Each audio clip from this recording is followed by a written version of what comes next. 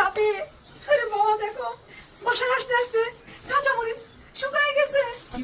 আরে বাবা রসুনের এইগুলো তো পুড়ে গেছে। আলু আলু শুকায় শুকিয়ে হয়ে গেছে বাবা। কি খবর?